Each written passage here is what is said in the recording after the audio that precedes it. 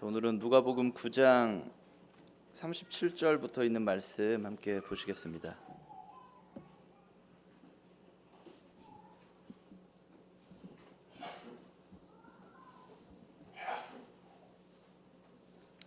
누가복음 9장 37절부터 56절까지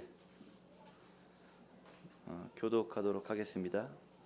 누가복음 9장 37절부터 56절까지 말씀입니다. 교독하겠습니다. 이튿날 산에서 내려오시니 큰 무리가 맞을세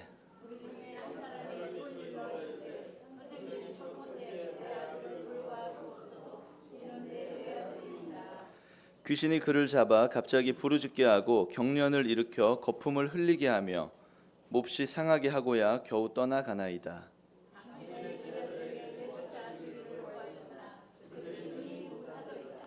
예수께서 대답하여 이르시되 믿음이 없고 패역한 세대여 내가 얼마나 너희와 함께 있으며 너희에게 참으리요 내 아들을 이리로 데리고 오라 하시니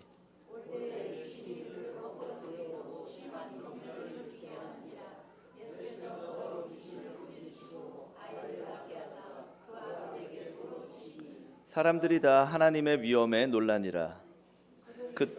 그들이 여기서 43절이네요. 그들이 다 그 행하시는 모든 일을 놀랍게 여길세 예수께서 제자들에게 이르시되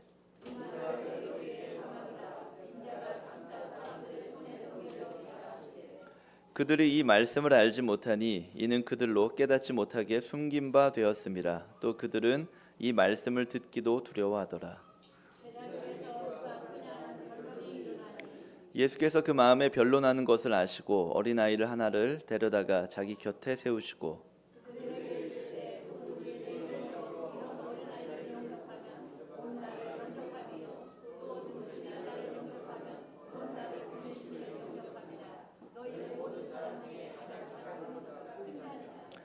요한이 여짜오되 주여 어떤 사람이 주의 이름으로 귀신을 내쫓는 것을 우리가 보고 우리와 함께 따르지 아니하므로 금하였나이다.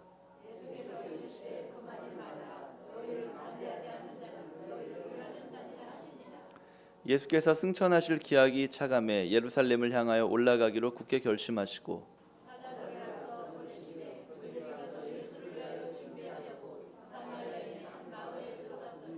예수께서 예루살렘을 향하여 가시기 때문에 그들이 받아들이지 아니하는지라.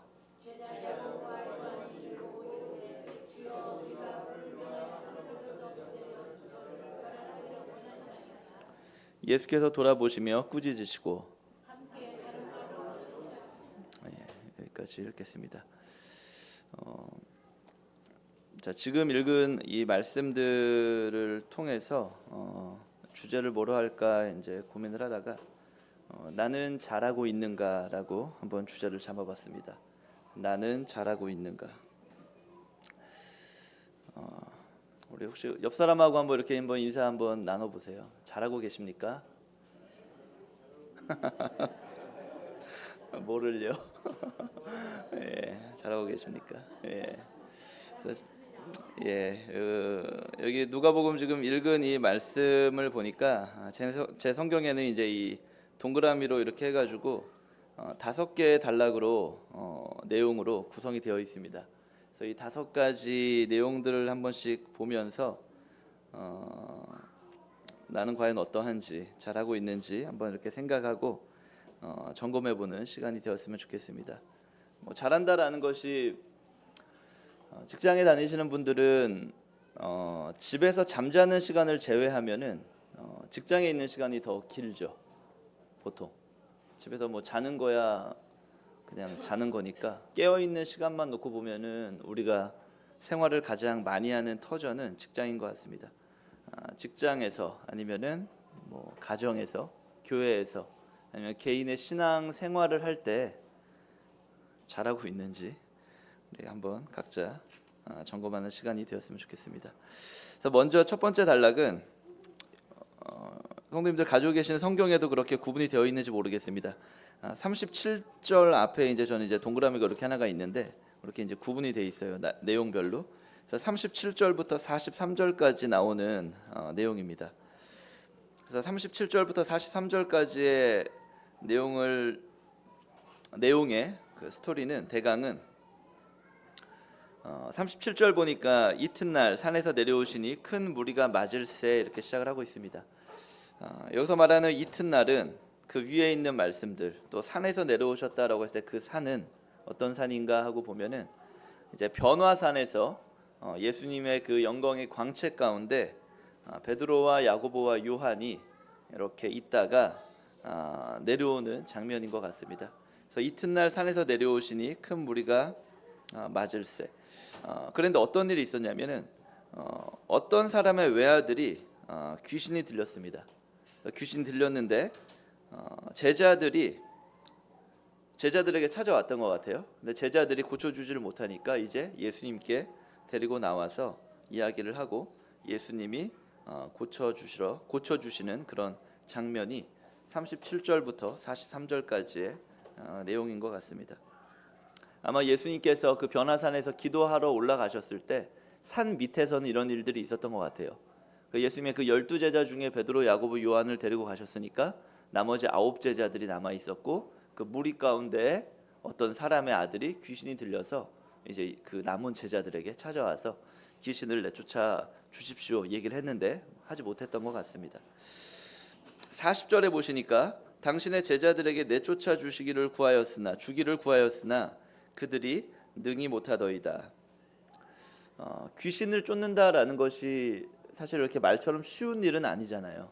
귀신을 쫓는다. 귀신 들려서 막 경련을 일으키고 난동을 부리고 하는 사람을 그 귀신이 나가게 한다라는 건 쉬운 일이 아닌데 지금 이 40절에 있는 말씀만 놓고 보면은 당연히 할 수 있어야 되는 건데 왜 당신의 제자들은 이걸 하지 못합니까? 라고 이렇게 이야기하는 걸 볼 수가 있죠. 쉬운가요? 귀신을 쫓는 게 쉬운 일일까요? 그게 그렇게?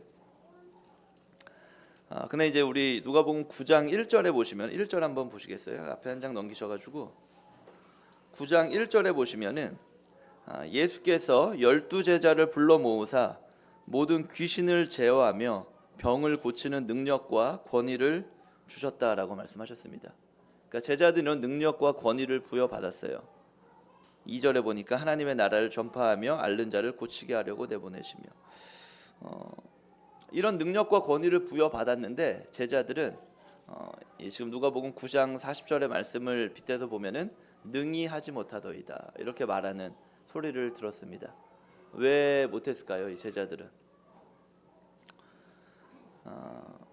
이 같은 말씀을 기록한 마태복음이나 마가복음에 보면은 마태복음 17장에 보시면은 뭐라고 기록되어 있냐면은 너희의 믿음이 작은 까닭이다. 그러면 사실은 말씀이 겨자씨만한 믿음이 있다면 이제 이 말씀이 나오는 거거든요. 믿음이 작은 까닭이다. 그리고 마가복음 9장에 보시면은 기도를 하지 않았다 너희는 이렇게 말씀을 하고 계시는 걸 볼 수가 있습니다. 귀신을 제어하는 능력을 부여받았으면 능력과 권위를 이거 지난번에 한번 말씀드렸는데 기억하실지 모르겠습니다. 능력이라는 거는 힘이죠. 힘. 어떤 내가 힘을 가지고 있어. 근데 힘을 가지고 있다고 해가지고 그 힘을 무조건 쓸 수 있는 건 아니죠. 그 힘을 쓰게끔 허락을 받는 게 그 권위를 받는 건데 제자들은 그런 능력도 받았고 권위도 받았습니다. 그런 힘도 있었고 힘을 쓸 수 있는 것까지도 인정을 받았던 것인데 제자들이 할 수 없었던 것은 마태복음에서 이제 질문을 해요. 우리는 왜 못했습니까? 제자들이 예수님께 질문을 합니다. 우리는 왜 못했습니까? 너희의 믿음이 작아서이다. 마가복음에서는 우리는 왜 그런 일을 할 수 없었습니까? 너희 기도를 하지 않았다라고 말씀하시는 것을 볼 수가 있습니다. 그래서 믿음과 기도가 그들에게는 그런 귀신을 제어할 수 있는 힘과 권위를 능력과 권위를 부여받았지만 믿음과 기도가 없었다라는 것을 우리가 볼 수가 있습니다. 우리가 가지고 있는 어떤 영적인 그런 능력이 세상 가운데서 나타나지 않을 때 사람들은 지금 나온 40절의 말씀과 같이 우리를 향해서 손가락질을 하고 더 나가면 이제 하나님을 향해서 손가락질하고 원망하는 거죠. 왜 당신의 제자들은 이런 일을 하지 못합니까? 라는 것을 보게 됩니다. 우리가 하나님의 나라를 전파하고 확장시켜야 되는데 오히려 왜 당신 제자들은 못합니까? 이런 어떤 오히려 먹칠이죠. 이거는 그런 일들을 발생시킬 수 있다라는 것이죠. 그래서 믿음과 기도가 동반된 어떤 영적 훈련이 있어야만 우리가 그 부여받은 그 성령의 능력을 이 땅 가운데서 행사할 수 있다라는 것입니다. 그렇다고 우리가 어디 가서 귀신을 쫓고 병을 고치고 이런 건 우리가 쉽지가 않겠죠. 그럼 우리가 할 수 있는 그런 성령의 능력이라는 것은 무엇일까요? 복음을 전하는 것일 테고, 또 어떤 주변인들에게 감동을 줘서 또 어떤 그들의 가치관, 세계관을 변화시키는 일들, 또 지금 이 누가복음 9장 2절의 말씀처럼 하면은 하나님의 나라를 확장시키는 일들, 이런 일들을 이 세상 가운데서 하나님께서 주신 그런 능력을 가지고 할 수 있는 것이죠. 근데 그건 이제 그냥 되진 않았던 것 같아요. 왜냐하면 지금 제자들이 못했거든요. 믿음과 기도가 동반되는 어떤 영적인 훈련이 반드시 필요하다라는 것을 볼 수 있습니다. 그래서 지금 누가복음 9장 1절 2절 말씀과 같이 우리도 이제 그런 능력을 부여받았습니다. 그래서 우리도 그런 확신 가운데 믿음과 기도로서 이런 것들을 능히 해 나가는 우리가 되었으면 좋겠습니다. 오늘의 주제가 아까 처음에 인사 나누셨죠? 뭐였죠? 나는 잘하고 있는가? 그죠? 예, 잘하고 계십니까? 물어봤죠. 서로. 예, 잘하고 계십니까? 그래서 이런 일들을 잘 하는 우리가 되었으면 좋겠습니다. 두 번째 그 지금 읽은 본문에서 이제 두 번째 단락은 43절 그 중간부터 45절까지의 말씀입니다. 이것은 이제 예수님께서 장차 어떻게 되실지 제자들에게 이렇게 언질해 주시는 장면이에요. 그래서 44절에 보면은 이 말 너희 귀에 담아두라. 인자가 장차 사람들의 손에 넘겨지리라. 이걸 이제 많은 책들에서는 예수님이 받으실 그런 순환, 십자가 그 고난, 그 순환을 예고하셨다라고 표현을 하더라고요. 그래서 순환 예고의 장면이다 이렇게 표현을 하는 것을 여러 군데서 봤습니다. 근데 이제 이 복음서에 마태마가 누가복음 요 공간 복음서에 이 순환을 예고하는 장면이 4번이 나오더라고요. 4번. 그 중에 이제 아까 우리 요건 이제 두 번째고요. 우리 바로 앞에 9장 22절 누가복음 9장 22절에 이제 첫 번째 장면이 나왔습니다. 이 누가복음에서는 9장 22절에 이제 장차 내가 잡힌 바 되고 죽임을 당하겠다. 이런 표현들이 누가복음 9장 22절이 첫 번째고 지금 9장 44절이 두 번째. 예수님이 이제 장차 잡히시게 될 것, 고난 받으시고 또 부활하시게 될 것, 이런 순환 예고하는 장면이 두 번째 나타나는 것을 볼 수가 있습니다. 그래서 예수님이 이제 그럼 이게 여러분들 입장을 바꿔 생각을 해보면은 여러분들이 이제 예수님이에요. 내가 이 땅 가운데 이 세상 죄를 지고 죽기 위해서 세상에 왔는데 비밀이잖아요. 이건 아직. 근데 이제 본인의 입으로 말하는 거예요. 내가 이제 죽게 될 거야. 사람들의 손에 의해서 잡혀서 내가 죽게 될 거야. 이렇게 말한다라는 것 자체가 어떤 건가요? 굉장히 진지한 거고 이거보다 중요한 얘기가 없는 거죠, 사실. 이것 때문에 내가 세상에 온 건데 이런 이야기를 지금 예수님이 지금 하시는 장면입니다. 근데 이제 제자들은 어땠습니까? 이때 제자들의 반응은 45절에 보시면은 그들이 이 말씀을 알지 못하니 이는 그들로 깨닫지 못하게 숨긴 바 되었습니다. 알지 못했습니다. 그리고 그들에게 또 그들로 깨닫지 못하게 숨긴 바 되었다. 제자들은 예수님에 대한 잘못된 생각을 가지고 있었던 것 같아요. 그러니까 자신들이 이렇게 따르면서 예수님이 기적을 행하시고 했지만 어떤 메시아 구원자로서의 예수님보다는 이제 장차 이제 왕이 될 어떤 그런 영웅 호걸 정도, 영웅 이제 왕이 될 그런 잠재적인 어떤 사람 정도로 인식을 했던 것 같아요. 오해하고 있었던 것 같아요. 그래서 예수님이 이런 말씀을 하시는데 그들은 이제 알지 못했고 깨닫지 못했다라고 기록을 하고 있습니다. 그래서 이제 여기서 이제 우리가 한번 생각해 볼 수 있는 것은 우리 이제 예수님을 어떻게 알고 있는가? 예수님에 대해서 오해하고 있지는 않는가? 마치 제자들이 단순한 어떤 왕, 장차 그냥 왕, 이 땅에 통치할 왕이 될 어떤 인물로 어떤 구원자, 메시아가 아니라 인물로만 생각했던 것처럼 우리도 예수님을 아는 정도가 어떤 내가 필요할 때 기도하는 대상, 또 내가 기도하면은 응답해 주시고 나를 도와주시는 그런 대상 정도로만 알고 있는지, 아니면 정말 내 삶의 왕으로 모시고 있는지 그것을 한번 생각해 볼 필요가 있을 것 같습니다. 지금 45절 말씀에서는 이제 진리가 그들로 깨닫지 못하게 숨긴 바 되었다라고 표현이 되어 있는데, 하나님께서 일부러 우리에게 어떤 말씀들을 숨기지는 않으시겠죠. 근데 이 숨긴 바 된 것처럼 우리가 느낄 수 있게 되는 것은 우리가 이제 그것을 알고 싶어하지 않는 우리의 마음이 아닌가 생각을 합니다. 우리가 거부하는 거죠. 관심이 없고 알고 싶어하지 않는 거예요. 그러니까 이게 숨긴 바 된 거죠. 그게 하나님께서 이제 일부러 숨기신 게 아니라. 제자들도 그러했던 것 같습니다. 귀담아 듣고 있다라는 말씀, 그 느낌이 안 들죠. 이제 순환 받으시고 고난 받으시고 내가 이제 장차 잡힐 거야 하는데 알지 못하더라, 깨닫지 못하게 되었고, 이제 그런 말씀들 하는 걸 보면은 어떤 인식의 부재, 아니면 알고 싶어하지 않는 그런 마음이 오히려 더 강한 것이 아닌가 생각을 합니다. 그래서 44절에 특별히 그래서 뭐라고 말씀하셨냐면은 인자가 장차 사람들의 손에 넘겨지리라. 그 앞에 말씀이 뭐냐면은 이 말을 너희 귀에 담아두라. 좀 집중해서 잘 들어라. 이런 얘기 하신 거잖아요. 너희 귀에 담아두라. 귀에 담기지 않았죠, 이들은. 근데 이제 또 귀에 왜 안 담겼냐면은 그 밑에 있는 이제 세 번째 46절부터 나타나는 말씀을 보면은 또 이해가 됩니다.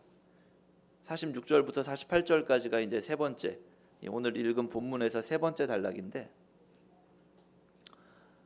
예수님은 이제 순환 받으실 것을 말씀하시는데 그들은 알지 못한다 이렇게 표현되어 있고, 46절에 바로 보시면 무슨 말씀이 있어요?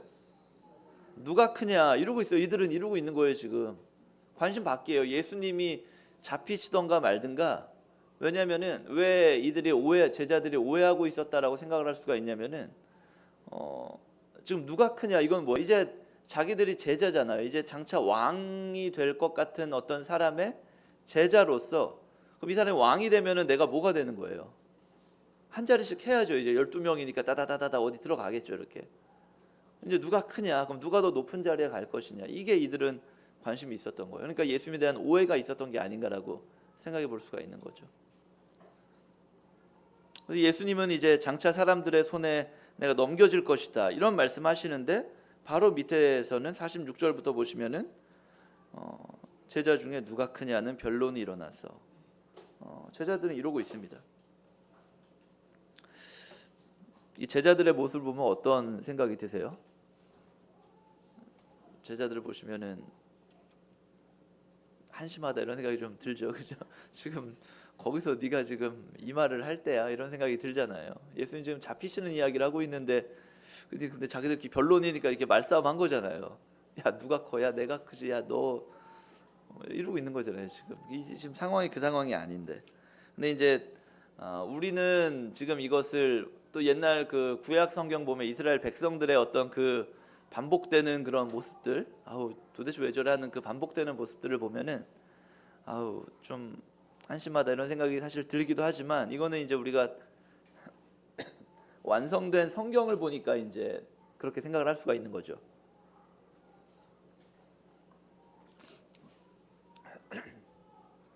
우리의 그 관심사라고 할까요? 아니면 기도 제목들. 그러니까 제자들은 관심사가 지금 누가 크냐 하는 것이었고, 우리의 관심사나 기도 제목들은 또 이제 한 발 물러서서 보거나 시간이 이렇게 5년, 10년, 20년 이렇게 한참 지나서 이제 봤을 때 나는 지금 굉장히 그것이 중요한 것인데, 시간이 이 제자들은 중요했겠죠. 이게 지금 누가 크냐가. 근데 시간이 지나서 보면은 내 자신을 봐도 그런 적이 있지 않으십니까? 그죠? 내가 참 한심했다. 그게 뭐라고?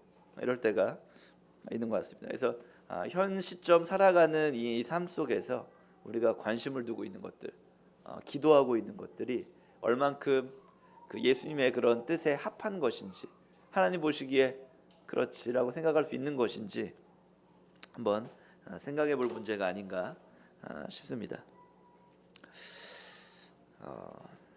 한번 질문을, 이 제자들의 이런 장면이 있었는데 한번 질문을 제가 해보겠습니다. 본문 속에 있는 제자들처럼, 그럼 우리 가운데에서는 누가 큰 자입니까? 우리 가운데 누가 큰 자인가요? 우리 가운데. 오늘은 제가 단에서 말씀을 교제하니까 제가 좀 큰 자처럼 보이십니까? 누가 큰 자죠? 마태복음 18장에 보시면은 18장 4절에 어린아이와 같이 자기를 낮추는 사람이 천국에서 큰 자이다라고 말씀을 하십니다. 자기를 낮추는 사람이 천국에서 큰 자이다라고 말씀을 하세요.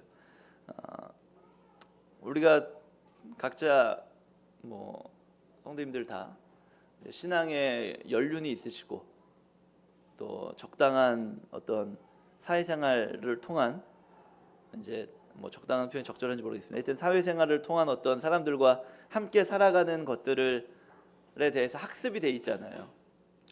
그것들을 알게 모르게 몸에 배 있단 말이에요. 내가 여기서 이렇게 하면 남들이 나를 손가락질하겠지. 이게 안단 말이에요. 이제 뭐 그래서 이제 뭐가 있냐면은 겉으로는 이제 낮은 곳으로 이렇게 가는 것처럼 말은 할 수는 있죠. 이렇게 낮은 정도. 근데 뭐 입으로만 그렇게 뭐 자기가 낮은 데가 있다고 이렇게 한다고 그게 낮은 자의 모습은 아닌 것 같고요. 어떤 뭐 하나님 아실 테시고 이제 사실 알죠. 이렇게 뭐 이 사람이 입으로는 그렇게 하더라도 이게 부딪혀 보면 알죠. 이게 느껴지는 것이 있고 드는 생각들이 있는 거죠. 그래서 어떤 입으로만 낮은 그런 것이 아니라 지금 이제 말씀하시는 것과 같이 어린아이와 같이 자기를 낮추는 사람이 천국에서 큰 자다라고 말씀하신 것 같이 이런 자의 모습이 되어야겠다라는 생각이 듭니다. 성경에서는 이렇게 세상의 어떤 원리, 세상의 말들과 이제 반대로 되는 그런 진리들이 많이 있습니다. 지금 우리 누가복음을 보고 있는데 누가복음 이제 한 장 앞에 누가복음 9장 24절 같은 데를 봐도 누구든지 제 목숨을 구원하고자 하면 잃을 것이요 누구든지 나를 위하여 제 목숨을 잃으면 구원하리라. 구원하고자 하면 잃고 나를 위하여 제 목숨을 잃으면 구원하고 이게 반대로 이렇게 그죠? 그런 말씀들이 많이 있죠. 뭐 마태복음 23장 같은 데에서도 자기를 그러니까 뭐 낮아지면 주님께서 높이시고 높아지면 낮추시겠다 이런 말씀들이 있고 또 고린도전서 1장을 보니까 27절에 미련한 것들을 택하사 지혜에 있는 자들을 부끄럽게 하신다라고 말씀하셨고 세상에 있는 약한 것들을 택하사 강한 것들을 부끄럽게 하신다. 이렇게 역설적으로 이렇게 반대로 이야기하시는 그런 부분들이 많이 있는 것 같습니다. 그래서 지금 이제 제자들은 그 가운데서 이제 누가 크냐 하는 그런 변론을 하고 있었는데 우리의 어떤 관심사, 고민, 그런 게 모였을 때 그런 대화 내용들 제자들 모여서 지금 그걸로 지금 약간 말싸움하고 있었던 거잖아요. 모였을 때 그런 교제, 관심사, 대화의 주제 이런 것들이 세상에서나 또 교회에서 높아지기를 구하기보다 어떻게 하면 하나님의 나라를 확장시킬 수 있을지에 대한 그런 교제, 그런 대화의 내용이 되어야겠죠. 그래서 지금 이 제자들의 이런 모습을 보면서 아까 처음 말씀드렸던 나는 잘하고 있는가 생각을 하게 됩니다. 네 번째, 5가지가 있는데 지금 네 번째입니다. 네 번째는 49절부터 50절까지에 있는 말씀이에요. 49절부터 50절까지. 자, 여기도 보시면 이제 재밌는 상황인데 내용이 어떤 건가요? 49절, 50절 내용이 어떤 내용이죠? 어떤 사람이 주의 이름으로 귀신을 내쫓는 것을 보고 우리와 함께 가자 얘기했던 것 같아요. 그죠? 우리가 보고 우리와 함께 따르지 아니함으로 금하였나이다. 그러니까 어떤 사람이 예수님의 이름으로 귀신을 내쫓았어요. 그래서 제자들이 말한 것 같아요. 야, 우리랑 같이 가자. 너도 예수님의 제자가 되지 않을래? 얘기한 것 같아요. 근데 이 사람이 안 해. 따르지 아니하였다라고 했거든요. 그러니까 제자들이 어떻게 한 거예요? 그래? 알았어. 막아버린 거예요. 금하였다 이렇게 잘라버린 거죠. 금하였다, 뭐 금지하였다 이렇게 표현할까요? 이 반대되는 단어는 이제 허락했다, 용납했다 이렇게 생각하시면 될 것 같아요. 예수님의 이름으로 그런 능력 행하는 것, 귀신을 쫓는 것을 보고 같이 가자 했더니 안 오길래 우리가 막아버렸다. 지금 이 말씀이거든요. 때로는 이제 이런 상황이 있는 것 같습니다. 저도 이제 참 그런 게 많이 있었던 것 같아서 지금도 있는 것 같은데 어떤 자부심이나 어떤 뭐라고 할까요? 뭐 우월하다 이렇게 생각하는, 특히 우리 이 모임에서 이제 그런 생각들을 많이 하고 계시죠. 그런 것 같아요. 뭐냐면은 좀 이들도 이제 그리스도의 이름으로 하나님의 어떤 능력을 행하고 하나님의 일을 하고 있잖아요. 근데 이제 섬기는 방법이 다르다고 해가지고 그들을 막아버리고 비판하고 금지시켜버리고 이런 상황인 거죠. 근데 이제 예수님은 금하지 말라 이러셨거든요. 그래서 이제 예수님께서 받으신 그 사람을, 용납하신 사람을 우리가 뭐 비판하고 막을 수는 없는 것이겠죠. 근데 때로는 이제 우리는 우리가 더 이렇게 뭐 잘하고 있는 것들이 많아라고 생각을 하기 때문에 이제 그런 경우가 종종 있는 것 같습니다. 제자들은 이제 왜 그들을 막았을까요? 금했다라고 표현되어 있는데 뭐 그냥 냅두면 되는데 뭐 이렇게 막아버리는 것까지, 금지시키는 것까지 왜 했는가 했을 때 아까 말씀드린 어떤 그런 특권 의식, 그런 것들이 좀 있지 않았을까 생각이 들고, 또 한편으로는 제자들의 약간 질투심도 좀 있지 않았을까 생각을 합니다. 왜냐하면 이 앞에 지금 맨 처음 읽을 때 누가복음 9장 40절 보면은 어떤 사람이 뭐라고 했어요? 당신의 제자들에게 내쫓아 주기를 구하였으나 그들은 능히 못하더이다. 제자들은 못했거든요. 귀신을 쫓는 거를 제자들은 못했는데 예수님의 그런 사도, 제자도 아닌데 어떤 사람이 귀신을 쫓는 거를 자기들이 봤거든요. 그럼 어떤 생각이 들까요? 나는 예수님의 제자야 라는 그런 어떤 자부심이 있는데 나는 못했는데 이 사람이 했어. 그럼 내 마음이 어떨까요? 잘했다 하고 이렇게 막 존경의 그런 마음을 가질 수도 있겠지만 사람의 심리가 어떻습니까? 그죠? 쟤 뭐야? 왜 저러지? 그러니까 한번 이렇게 청해봤던 것 같아요. 근데 안 온다니까? 그래? 오지 마. 막아버린 거잖아요. 그래서 어떤 질투하는 마음, 시기하는 마음, 이런 것들이 있지 않나. 그리고 여기서 이제 이런 게 나오는 거죠. 우리 편이 아니면은 이제 적이다. 내 편이 아니면 적이다. 이게 이제 베타주의라고 이제 표현할 수 있죠. 내 편이 아니면 적이다. 우리 요즘 뭐 정치 막 이런 거 할 때 보면은 막 토론회장에서 맨날 나온 얘기잖아요. 갈라치기 한다 이런 표현 나오잖아요. 갈라치기 한다. 내 게 아니면은 다 적이야. 내 편 아니면 적. 이 표현 맞죠? 내 편이 아니면 다 적이다 이렇게 치부하는 거. 그죠? 이분법적으로 이렇게 나눠버리는 거, 이렇게 딱 나누는 거. 근데 이 이분법적인 이 사고 방식이 어디서부터 오신지 아십니까? 물론 여기 지금 제자들도 약간 그렇게 이분법적으로 했거든요. 우리 쪽으로 와, 따라, 우리와 함께 가자. 그래? 아니야? 알았어, 막아. 이렇게 한 거거든요. 제자들도 이제 그런 약간 태도를 취했는데, 그 이분법적인 사고는 공산주의의 막시즘에서 왔어요. 마르크스주의. 거기서부터 왔어요. 원래 그 시초 자체가 막시즘, 마르크스주의라고 하는 공산주의라고 하죠. 이제 그게 뭐냐면은 지배계층과 피지배계층이 있습니다. 그러니까 지배계층은 어떤 그런 돈 많은 부유한 뭐 부르주아라고 하죠. 이들이 있고 피지배계층 노동자들이 있어요. 프롤레타리아 노동자들이 있는데 지배계층은 악하다고 생각을 해요. 그리고 이 피지배계층 노동자가 선하다라고 생각을 합니다.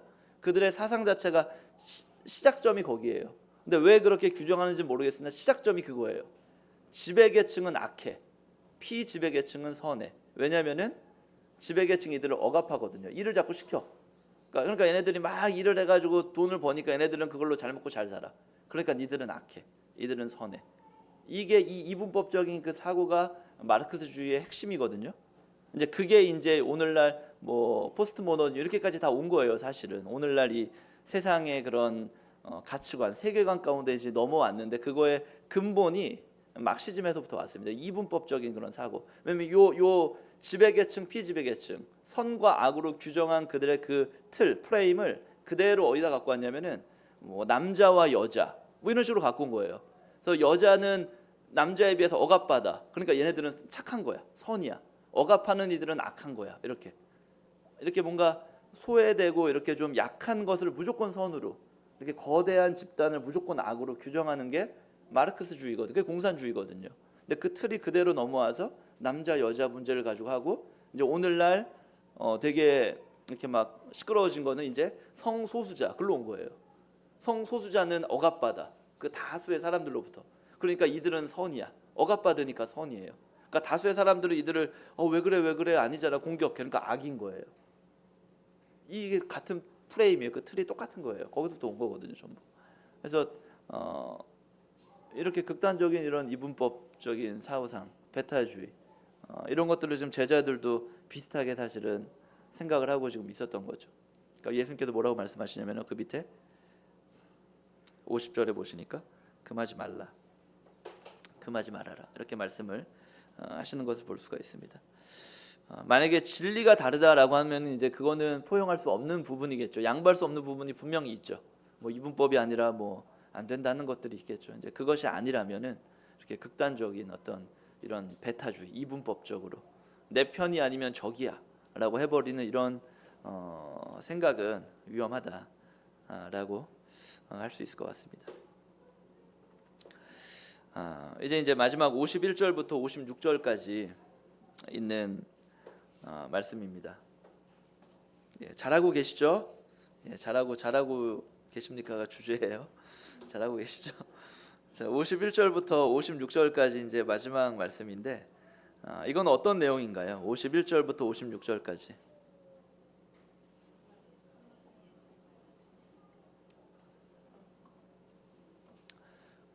그 성경을 이제 읽을 때 저도 뭐 이렇게 많이 연습이 되고 훈련이 된 것 같지는 않은데 이제 그러려고 노력을 하는 것 중에 하나가 이제 어떤 본문이 있다라고 쳤을 때요. 성경을 이제 앞으로 선생님들 묵상하시고 이제 읽으시다가 시간과 장소와 뭐 어떤 상황과 그런 것들을 뭐 이렇게 그림으로 표현할 수 있으면 그림으로 한번 표현해 보시고 이 내용의 일단 스토리가 뭔지를 먼저 파악하시는 것이 중요한 것 같습니다. 이 성경 자체가 무엇을 이야기하는지, 그래서 이제 그거부터 파악을 하고 그 상황에서 이런 상황이네, 이런 장소가 있네, 뭐 이런 아까 이제 뭐 처음으로 치면은 그 맨 처음에 제자들이 이제 귀신을 쫓아내지 못하는 그 장면을 보면 어떤 상황이에요?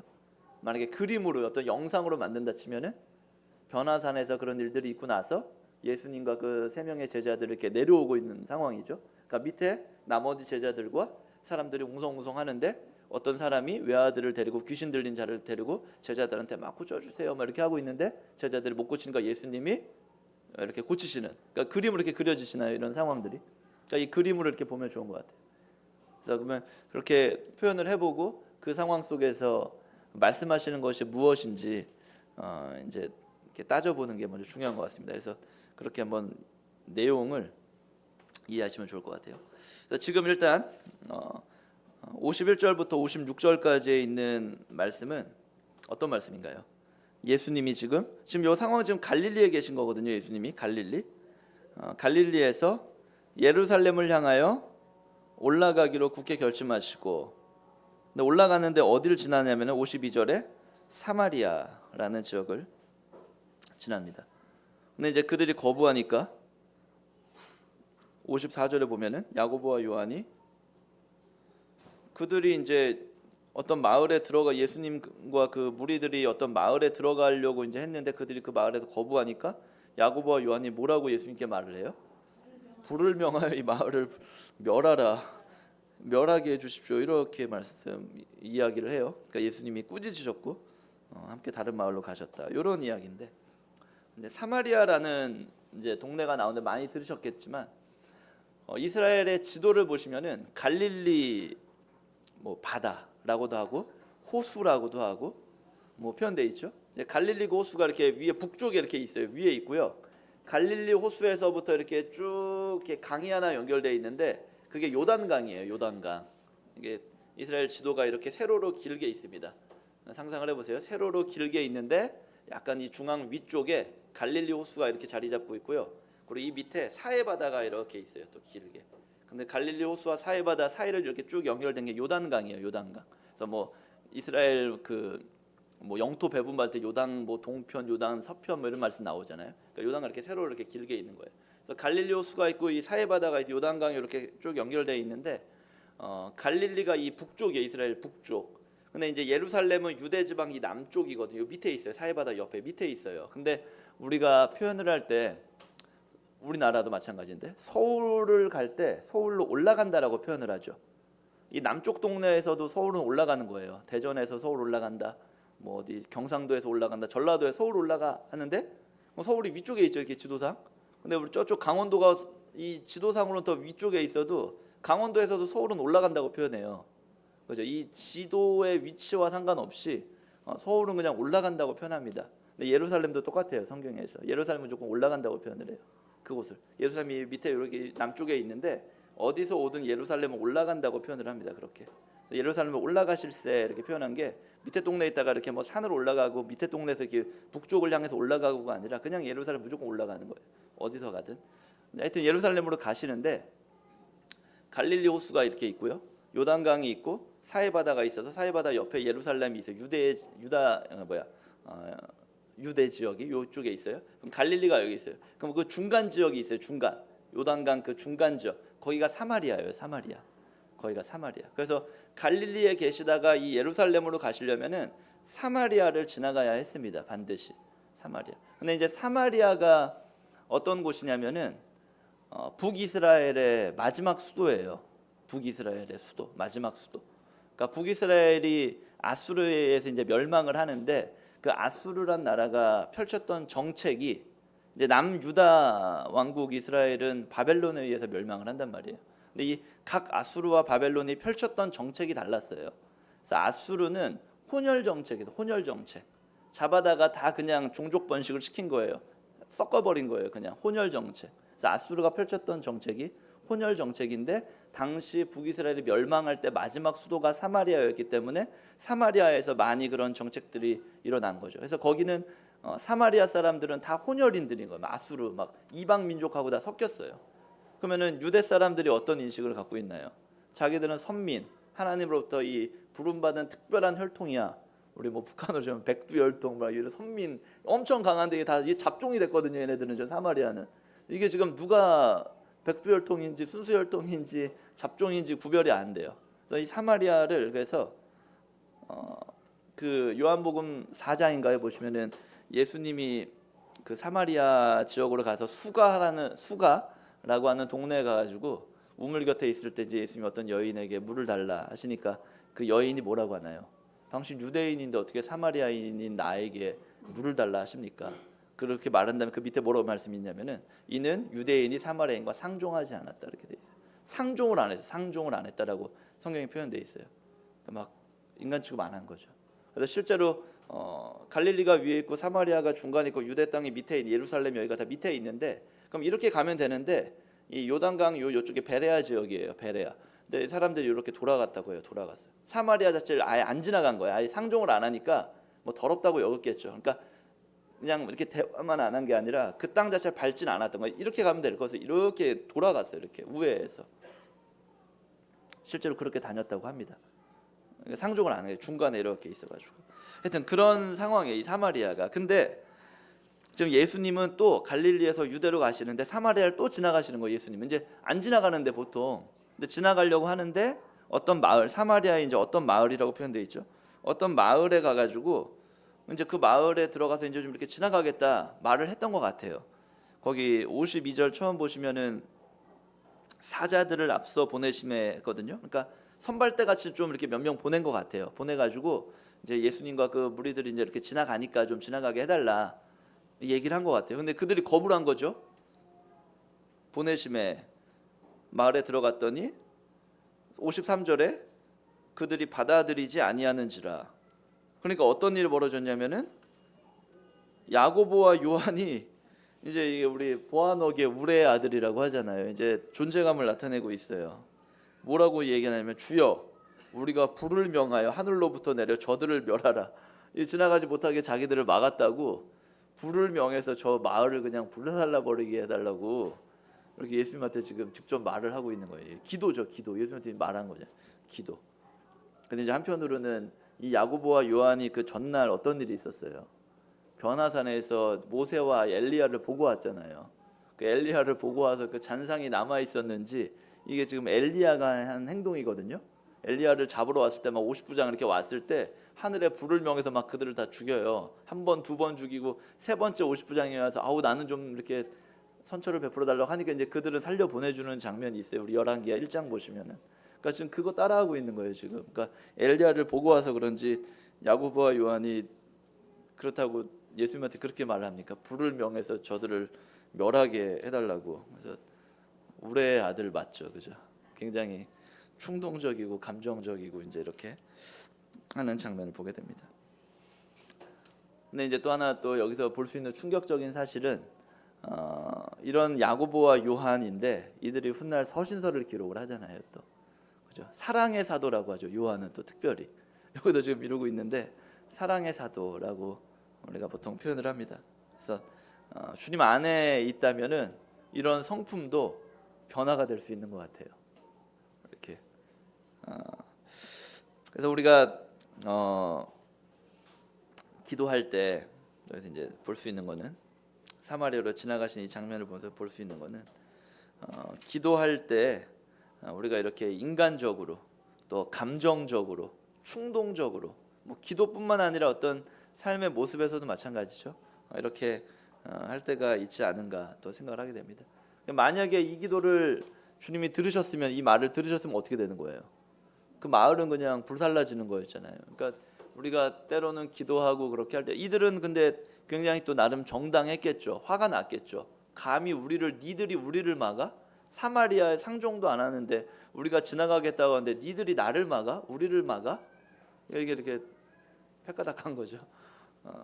감정적으로 충동적으로 이렇게 기도를 할 때 그들은 또 의롭다고 생각하고 정당하다고 생각을 했겠죠. 분명히 주님이 막으실 때가 이렇게 있는 것 같고 그 막으시는 것이 참 자비이고 오히려 은혜다라는 생각이 듭니다.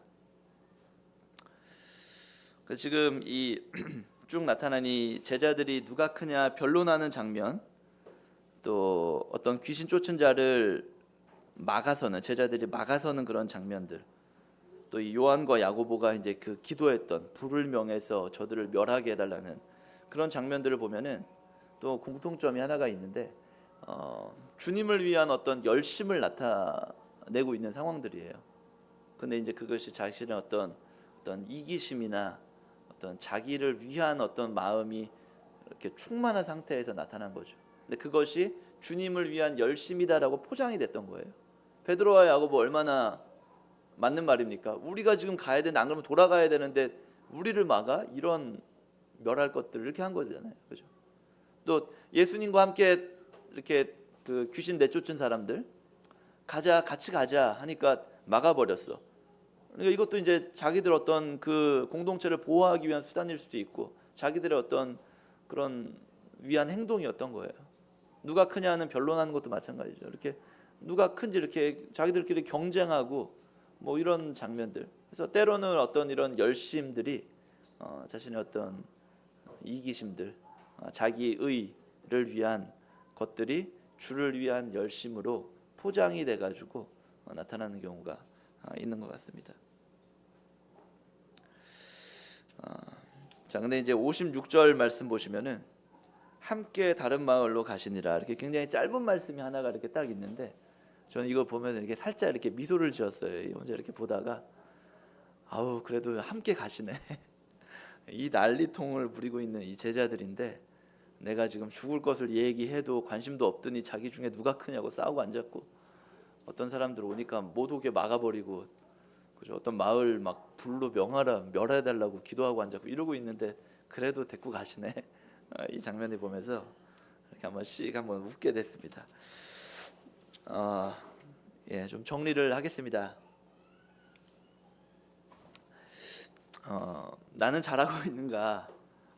라는 제목을 붙였다고 했습니다. 뭐라고 제목을 붙일까 이제 생각을 하다가 그렇게 붙였습니다. 지금 5가지 장면들을 이 본문을 통해서 말씀을 드렸어요. 첫 번째는 제자들이 그 귀신을 쫓아내지 못하는 상황. 이제 기억나시죠? 첫 번째 이제 제자들이 귀신을 쫓아내지 못하는 상황. 그 상황을 통해서 우리가 생각할 수 있는 것은 믿음과 기도를 동반한 영적 훈련이 있을 때 어떤 그 성령의 능력을 나타낼 수 있다. 이것을 난 지금 잘하고 있는가? 왜냐면 이미 능력과 권위를 부여받았다라고 말씀하셨거든요. 이미 받았거든요. 이미. 이걸 내가 믿음과 기도. 너희 왜 못했습니까? 라는 그 질문에 예수님 말씀하신 거죠. 너희 믿음이 적어서다. 왜 못했습니까? 마가복음에 너희 기도가 없어서다. 믿음과 기도가 필요하다는 거죠. 그리고 그냥은 되지 않는 것 같습니다. 어떤 영적 훈련, 반복, 그걸 통해서 성령의 능력을 나타내고 있는 것. 또 이제 두 번째 상황은 예수님께서 그 순환 받으실 거, 고난 받으실 거 예고하시는 그 장면이에요. 예수님 그렇게 말씀을 하고 계시는데 알지 못하고 깨닫지 못하고 이렇게 감추어졌다라고 말씀하셨습니다. 그래서 우리가 주님의 말씀을 귀담아 듣고 있는가, 귀담아 들으라 말씀하셨거든요. 귀담아 듣고 있는지, 그리고 깨닫고 있는지, 이것을 내가 좀 잘하고 있나 생각을 좀 하게 됩니다. 세 번째는 누가 크냐 하는 그 변론하는 장면들. 우리의 관심사가 어디에 있나를 좀 생각해 봐야겠습니다. 우리의 관심사, 세상에서나 뭐 교회에서, 가정에서 큰 자가 되기 위해 우리가 몰두하고 있지는 않은지, 우리의 관심사가 어디에 있는지 한번 생각해 볼 필요가 있겠다 싶습니다. 그리고 이제 귀신, 예수님의 이름으로 귀신 쫓아낸 사람이 등장하는 그 상황에서는 내 편이 아니면은 적이다라고 생각하는 그런 극단적인 그런 자세, 어떤 이분법적인 그런 자세를 내가 취하고 있지는 않은지, 내 마음과 통하지 않아, 내가 이렇게 하겠는데 하지 않아, 그럼 이제 다 적입니까? 이게 교회에서도 다 적이고, 사회에서도 적이고, 가정에서도 적이고, 금해버리고 그러진 않는지, 나는 잘하고 있는지 생각을 하게 됩니다. 또 이제 사마리아 지역을 통과하는 그 장면에서 야고보와 요한의 그 기도를 보면서 나의 기도는 그렇게 감정적이고 충동적이고 그런 기도를 내가 하나님 앞에 드리고 있지는 않은지, 그것이 옳다라고 생각하고 정당하다라고 생각을 하면서 그렇게 기도를 하고 있지는 않은지 생각을 하게 됩니다. 잘해야겠죠? 네, 잘해야 될 것 같습니다. 우리 이제 또 아까 처음에 이제 잘하고 계십니까? 이렇게 질문을 했잖아요. 시작할 때. 한 번 더 이제 마지막으로 옆 사람과 한번 이야기하시죠. 함께 잘해 봅시다. 함께 잘해 봅시다. 예. 예, 그 56절에 그 함께 다른 마을로 가시니라, 이 말씀이 참 저는 굉장히 따뜻해서 이렇게 막 이렇게 씩 웃었어요. 그냥 이렇게 보면서 함께란 단어가 이렇게 되게 막 크게 보이고 막 씩 웃었습니다. 함께 잘해 봅시다. 네. 그래서 누가복음 9장까지 교제를 함께 나눴습니다. 또 하나님이 허락하신 때 또 함께 교제하는 시간이 있기를 바라는 마음이 있습니다.